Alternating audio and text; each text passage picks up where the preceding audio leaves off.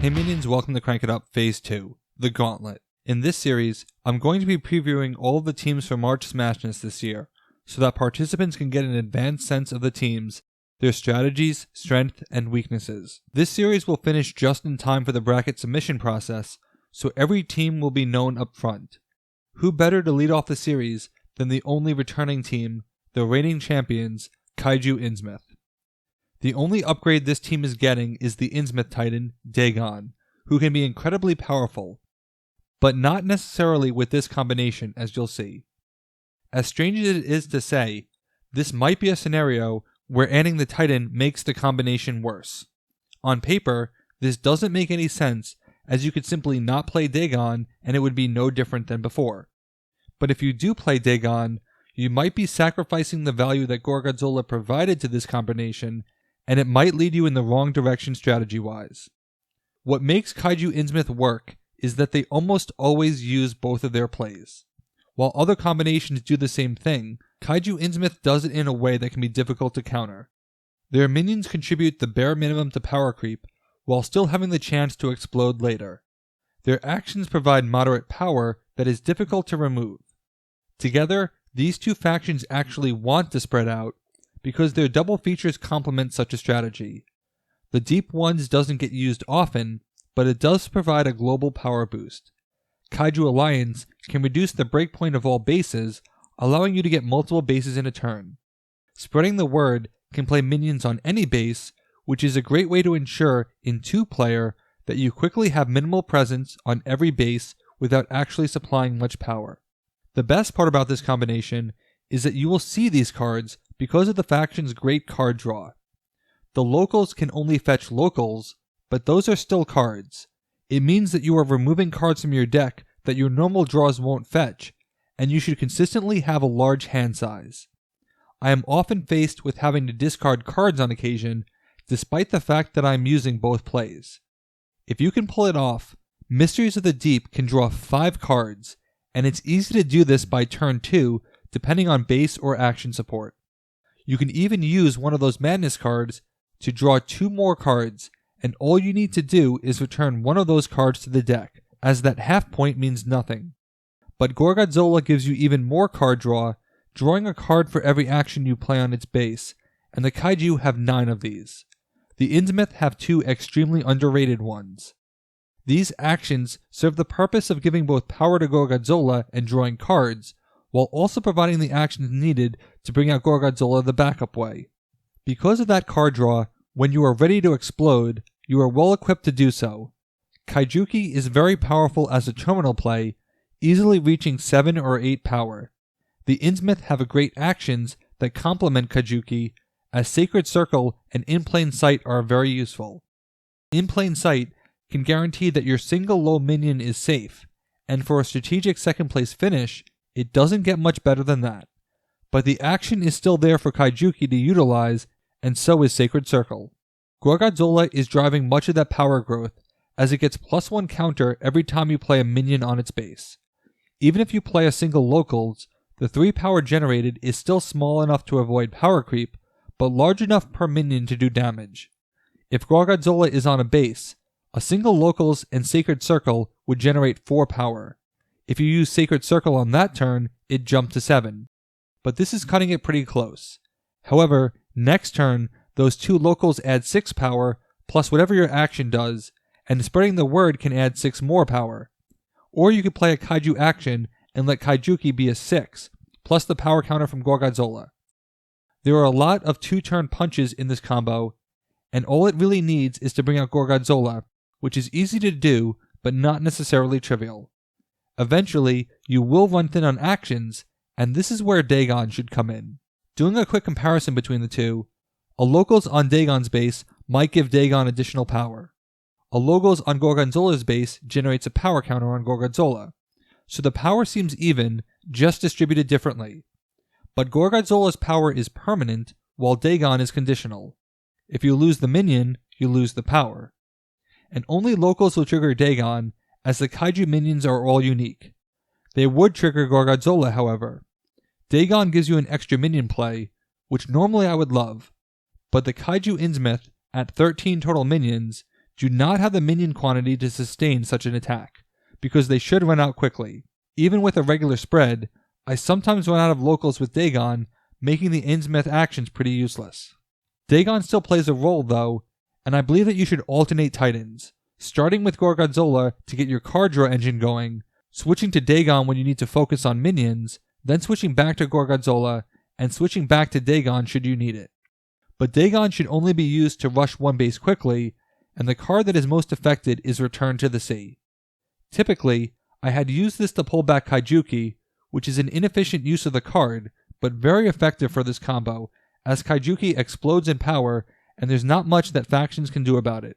However, letting Dagon run wild with locals, only to return them all with Return to the Sea, is a valid strategy, and Gorgonzola can give you the card draw needed to get all those cards. If you have that card, I would consider using that strategy because you would have most of your minions in your hand and you wouldn't worry about minion starvation for a while. Another subtle but extremely potent strength for this faction is new acolytes. There are two main advantages to this. First, the Kaiju have very few minions and I love all of them. You aren't shuffling in many minions, and the locals now have an increased chance of fetching themselves. You aren't diluting your deck because of the small quantity, but high quality minions. However, your opponent is absolutely diluting their deck. In an exhibition game, with both of us playing other combos, Turing Jedi did this to me with Silver Shard and shuffled 16 minions back into my deck. I was playing Wizards and had nothing but below average minions in my deck. It was absolutely brutal. I was up 5 EP that game and lost because it slowed me down for so many turns. Timed appropriately, this can really hurt someone if it dilutes their deck. But you can also do it on the earlier side, where if it would be advantageous, there would not be enough time for them to reap the benefits because they aren't getting many good minions back. This might incentivize them to play their best minions, thinking they can get them back, only for that to contribute to power creep, and you can use that to make them waste their best minions. When it comes to bursting, you have your choice of avenue. I have used a double Kaiju conflict to do a double Kaiju alliance, plus you have a third action. It costs a lot of cards that the Innsmouth can draw, but if you make it worth it, it's a great play. I still love the elegance of the Johnny Stomp play, as Stomp adds a counter to Gorgonzola, reduces the breakpoint by 3, then Johnny adds 2 power and a counter, replaying Stomp for another counter, 2 power, and 3 more damage. Plus, you drew 2 cards. There are good bait and switch plays with Recruitment, as Johnny can pull Oh No to a different base to move Gorgonzola, who gets 2 counters, and you still have additional minion plays for a further swarm. You can use this to pivot from a highly contested base to a smaller base you can get by yourself. With so few Madness cards in the Innsmouth deck, you can take a risk on Madness cards if you know how many VP you can afford to forfeit. It's important to remember that Madness doesn't stop the game from ending, it just subtracts from your final score. So by ending the game 15-13, only to win 14-13 is still a win. Unless you are playing with other Madness factions, you only need to worry about 5 Madness cards, and their draw is completely conditional. It's very possible to win without using either of these cards. One of the other great things about the Kaiju is that you have the nearly unblockable nuclear option in There Goes Tokyo. If the wrong base comes out, or if you ever fall too far behind, you need to be prepared to nuke a base and move elsewhere. Gorgonzola still keeps all of his counters, although I would prefer to do it when he has less counters, as it means I'm losing less cards. I have used Tiny Priestesses as a sacrificial victim to bring in Gorgonzola and immediately nuke that base.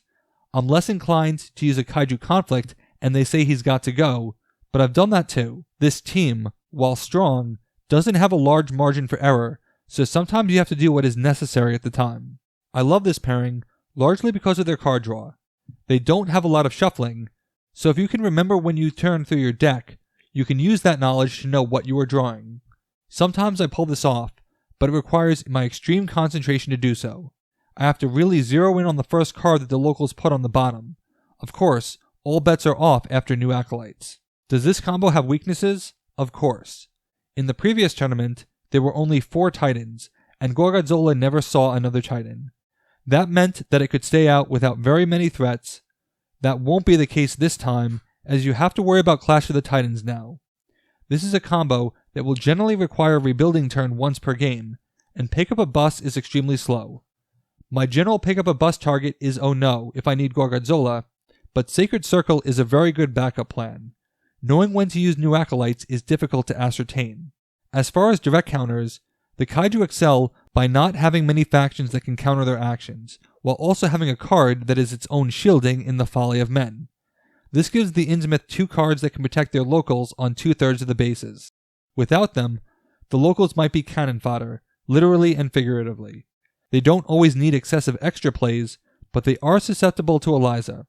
They will be slowed down by the Secret Agent, but not as badly as you think. You can use a single action to play many minions to overwhelm the Secret Agent base. The Innsmouth actions, particularly the deep ones, often end up getting discarded anyway, so getting rid of them is not the worst thing. Secret Agent is something to watch out for, but not necessarily crippling. Kaiju Innsmouth managed to hold off Alien Grannies twice, so the Grannies' mass action destruction and probing Kaijuki are threats, but you can overcome them. With this team, many viewers complained that it was technically complex to play and wanted to see other players steer them, but being technically complex doesn't change the fact that this combo has real potential for strength. You cannot afford to make mistakes, but I still love this combination and have played and won with them since March Smashness. I've also lost with them, but it's been close. I'm intrigued by the opportunity to mix and match with Dagon for faster base rushing, using Return to the Sea for its maximum potential. It's going to be a great tournament, and I'm really excited to see how the returning champions do with their minor addition. All other teams are getting massive upgrades, so they will have their work cut out for them, and like any pairing, a first round knockout is a real possibility. What are your thoughts about the Kaiju Innsmouth chances this year? Let me know in the comments. That's it for this team. Thanks for watching. Be sure to like and subscribe. Let's shut it down.